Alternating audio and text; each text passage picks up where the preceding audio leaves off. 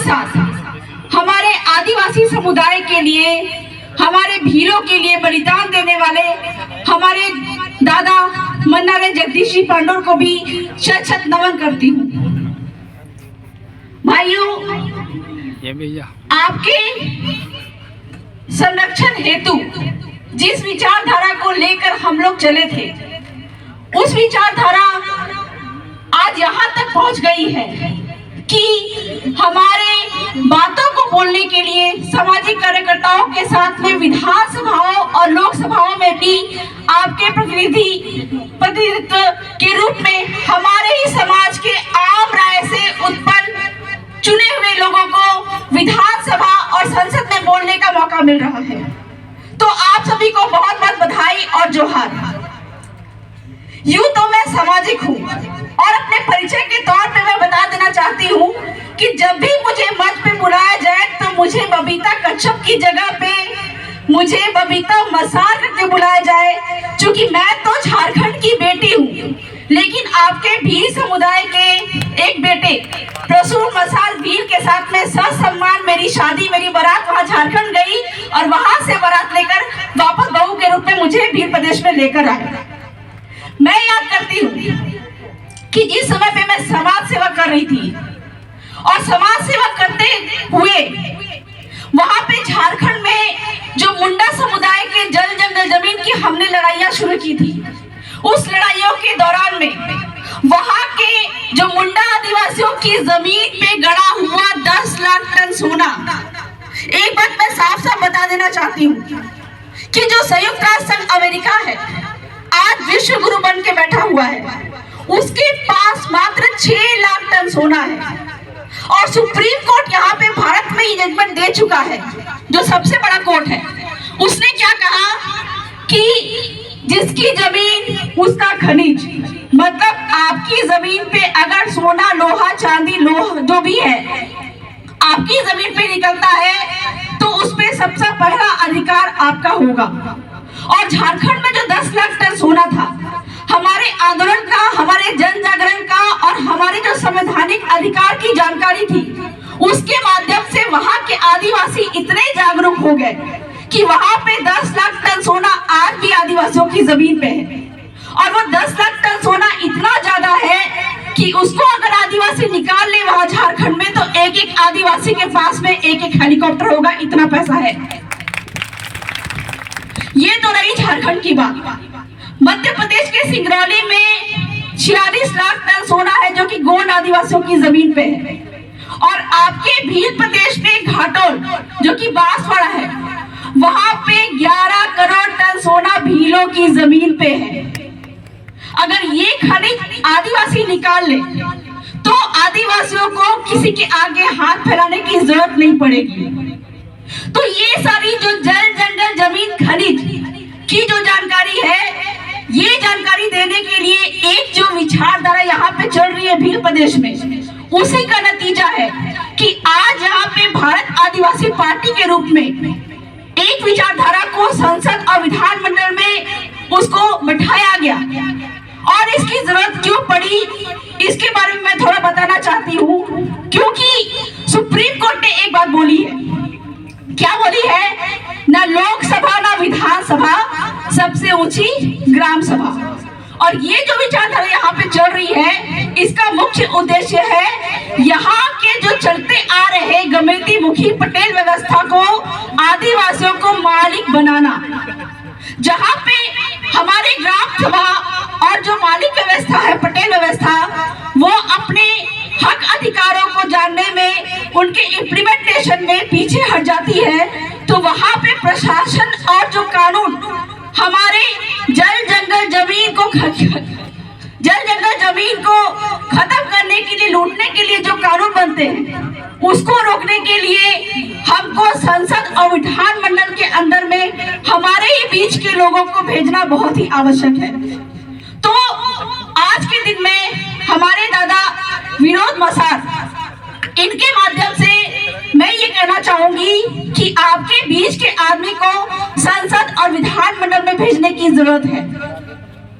आपके नजदीक ही जो क्षेत्र है उदयपुर में, वहां पे यूआईटीएल यूनिक के नाम से एक प्रोजेक्ट आ रहा है जो कि नगर निगम का विस्तार के रूप में लाया जा रहा है। आपके खेरवाड़ा में भी नगर निगम का विस्तार किया गया है और जैसा कि संविधान में लिखा हुआ है, संविधान के अनुच्छेद 243 जेड सी के अनुसार यहाँ पे नगर पालिका और नगर निगम अवैध है, ठीक है। लेकिन सरकार जानबूझ के गलत कानून ला के यहाँ पे नगर निगम स्थापित करना चाह रही है ताकि यहाँ के जो भील आदिवासी हैं इनको इनके जल जंगल जमीन और खनिज से हटाया जा सके। कल तक हमको लगता था और कल तक हमको पता था कि ये जल जंगल जमीन खनिज हमारा है। आज जितनी भी लड़ाइयाँ होती है या फिर अंग्रेज के समय में जितनी भी लड़ाइयाँ होती थी, वो सारी लड़ाइयाँ जो थी वो हमारे जल जंगल जमीन और खनिज को बचाने के लिए ही थी। कल तक जो जंगल हमारा था आज उस पर सरकार कब्जा करके बैठी है वन विभाग के नाम पे। हम ये बात बोलते हैं कि जल जंगल जमीन हमारा है, लेकिन जब कोई पूछता है कि ये जल जंगल जमीन आपका कैसा है, कोई नहीं बता सकता है। तो हमको ये बात समझना पड़ेगा और ये बात जाननी पड़ेगी और ये बात आपको कोई भी नहीं बताएगा, कोई भी सरकार नहीं बताएगी, कोई भी नेता मंत्री नहीं बताएगा। लेकिन जो इस विचारधारा के माध्यम से चुने हुए लोग हैं, आपके प्रतिनिधि हैं, वही आपको इन सारी बातों की जानकारी दे सकते हैं। और जो 10 लाख टन सोना वहां पे सरकार के हलक से निकाल के हम लोगों ने वापस लिया, आपके यहाँ भील प्रदेश में भी जितना ज्यादा खनिज है वो सारे हलक से निकाल के आदिवासी, यहाँ के स्थानीय आदिवासियों के नाम पे होगा। ये जानकारी आपको यहाँ के जनप्रतिनिधि संरक्षण विधि से मिलेगा। तो ये बात हम बोलते हैं कि जल जंगल जमीन हमारा है, लेकिन जब पूछा जाता है कि ये खाली पड़ी जमीन आपकी कैसे है, कोई नहीं बता पाता है। ये खाली पड़ी जमीन अगर पूछा जाता है कि ये खाली पड़ी जमीन किसकी है, तो हम क्या बोलते हैं, किसकी जमीन है? सरकारी जमीन है। जो खाली पड़ी चरवाहा जमीन हम बोलते हैं सरकारी जमीन है। आप हमको बताइए, यहाँ पे हर किसी व्यक्ति को जो जमीन मिलती है वो बाप के बाप के बाप के बाप से मिलती है। हर व्यक्ति को जो जमीन मिलती है वो बाप के बाप के बाप के बाप से मिलती है। अगर सरकार की ये जमीन है तो सरकार के बाप का नाम क्या है?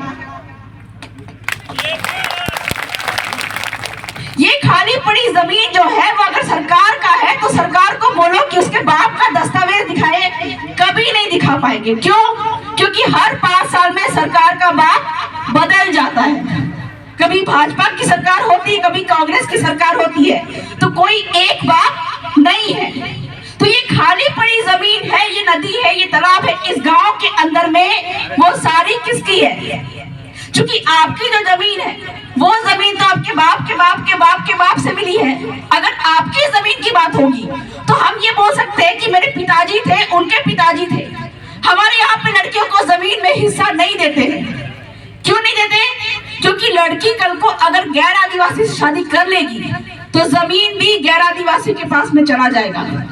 लेकिन आज हम अपनी जमीन सरकार को भी दे रहे हैं और गैर आदिवासियों को भी बेच रहे हैं।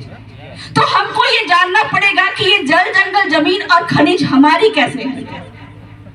जिस समय यहाँ पे कोई नहीं था, कोई अंग्रेज नहीं थे, कोई तुर्क नहीं थे, कोई मुगल नहीं थे, कोई भी सरकार नहीं थी, उस समय 200 साल 300 साल से भी ज्यादा हमारे बाप दादा यहाँ पे थे। और इसी का उदाहरण है कि राणा पुंजा भील जो है, उनकी बात तो छोड़ो, तो यहाँ पे जब कोई मुगल नहीं थे, तुर्क नहीं थे, पुर्तगाल नहीं थे, उस समय हमारे यहाँ पे बाप दादा रहते थे। और उन्होंने क्या किया था कि गांव का सीमाना तय किया था। गांव का सीमाना तय करने के बाद में तय किया था कि ये पहाड़ इस गांव के सीमाने के अंदर में है, यहाँ पे हमारे आने वाले वंश है, यहाँ से लकड़ियां तोड़ेंगे, यहाँ से वन उत्पाद निकालेंगे, खाली पड़ी जमीन पे हमारे पशु चारा चरेंगे, यहाँ पे नदी है, यहाँ पे हमारी महिलाएं पानी भरेंगी। ये तय करके उन्होंने गांव के सीमाना के अंदर में सारे नदी तालाब जंगल को अपने गांव के अधीन में किया।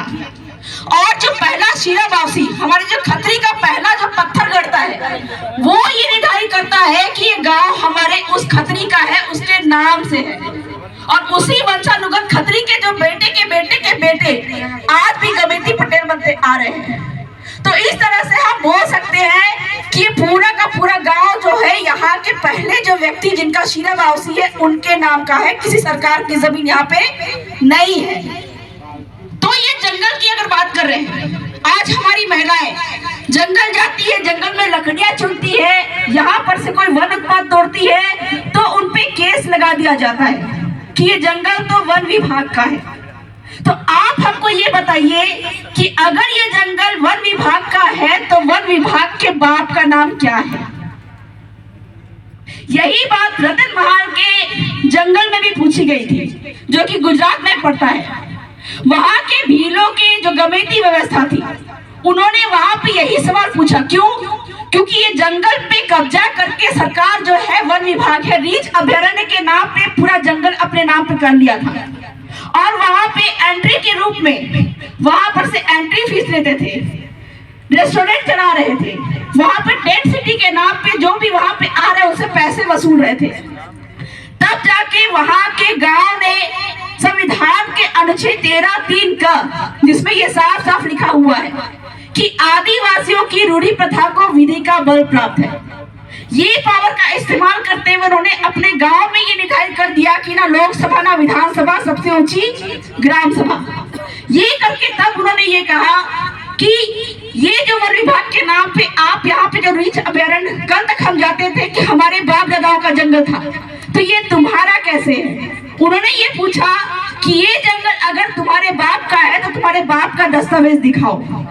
तब जाके वहां पे वन विभाग ने क्या बोला कि ये जो जंगल आपको दिखाई दे रहा है, ये 114 आदिवासी भील आदिवासियों के नाम पे है।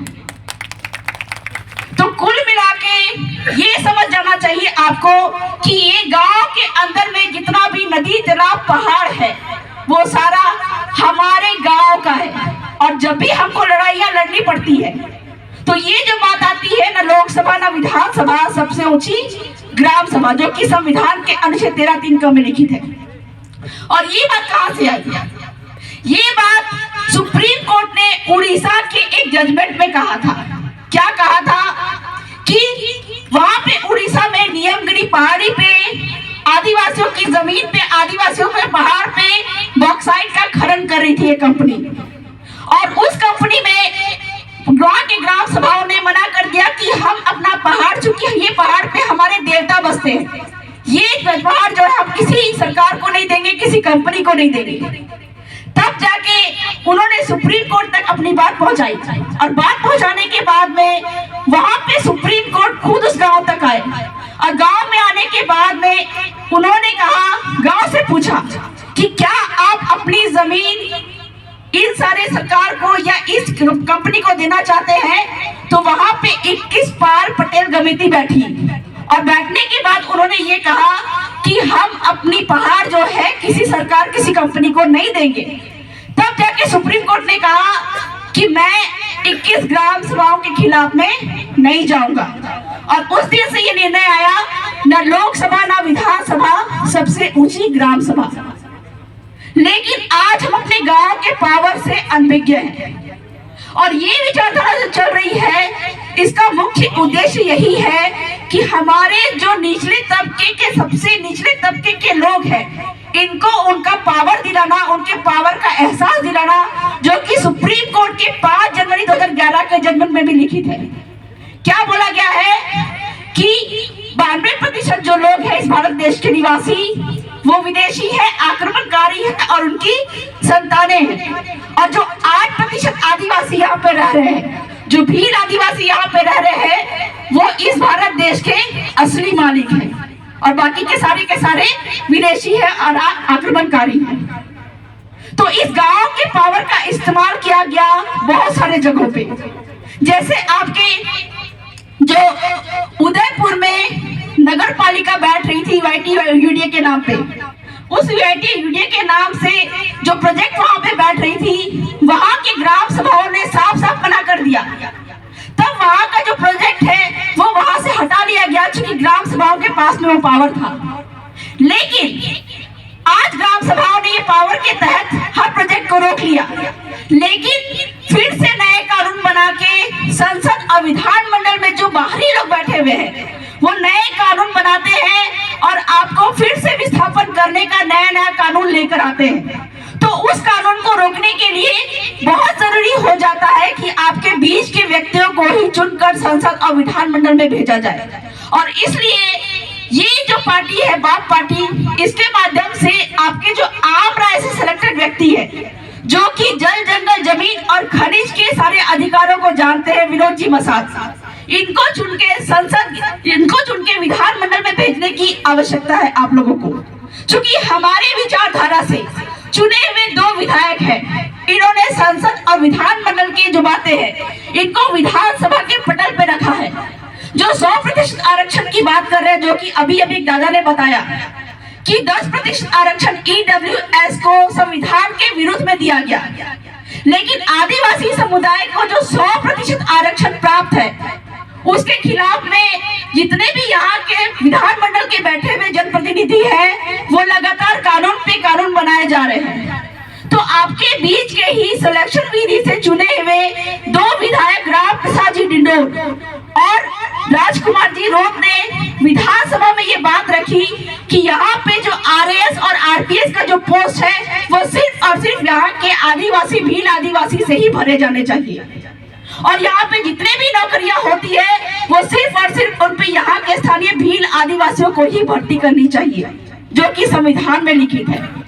नगर पालिका, नगर निगम यहाँ पे अवैध है, ये बात भी उन्होंने विधानसभा में रखी, जो कि वहाँ के राज्यपाल ने मान भी लिया है। और वहाँ पे IPC CRPC यहाँ पे लागू नहीं होता है, इसकी बात भी उन्होंने विधानसभा में रखी। क्योंकि कल तक हमको ये बात पता थी कि जब तक हमारे पास में गवर्नमेंट पटेल व्यवस्था थी, हमारे क्षेत्र में कोई भी पुलिस नहीं घुसती थी। हमारे यहाँ पे एक व्यवस्था है जिसमें शादी के समय में भील आदिवासियों में दहेज का कोई प्रथा नहीं है, और आदिवासियों पे हिंदू मैरिज एक्ट लागू नहीं होता है। पर आज के समय में हमारे भील आदिवासियों पे दहेज का कानून लगा दिया जा रहा है, और दहेज का कानून लगाने के बाद में उनको जेलों में डाला जा रहा है। जबकि एक उदाहरण हमारे पास में है, एक आपके कुलदीप मावी करके हमारे गुजरात के भाई हैं, उनपे भी महिला ने दहेज का केस लगा दिया था। तब उन्होंने वहां पे कोर्ट में ये बात रखी कि हमारे भील आदिवासियों में दापा प्रथा है, मतलब कि लड़के दहेज लेते नहीं है बल्कि लड़के दहेज देते हैं। ये बात जब उन्होंने वहां पर रखी तो कोर्ट ने बोला कि आप अपने मैटर को ले जाके ग्राम सभा के बीच में रखिए, और इस प्रकार से दहेज का केस जो उस व्यक्ति पे लगा हुआ था वो हट गया। तो ये सारी बातें जो है कि हमारे बीच के जो चुने हुए जो जनप्रतिनिधि हैं, इन सारे लोगों को जो 17 विधानसभा में जिन लोगों को हम लोग चुन के भेज रहे हैं, ये हमारे कानून संविधान की सारे बातें जानते हैं। तो मैं आप लोगों से ये अनुरोध करना चाहूंगी कि आपके जल जंगल जमीन खनिज कैसे बचाए जाए, और इनके द्वारा जो भी संवैधानिक अधिकार है ये जानने वाले लोगों को ही संविधान कानून को जानने वाले लोगों को ही आपको विधानसभा में भेजने की जरूरत है। तो बहुत बहुत जोहार, जय आदिवासी, जय भील प्रदेश।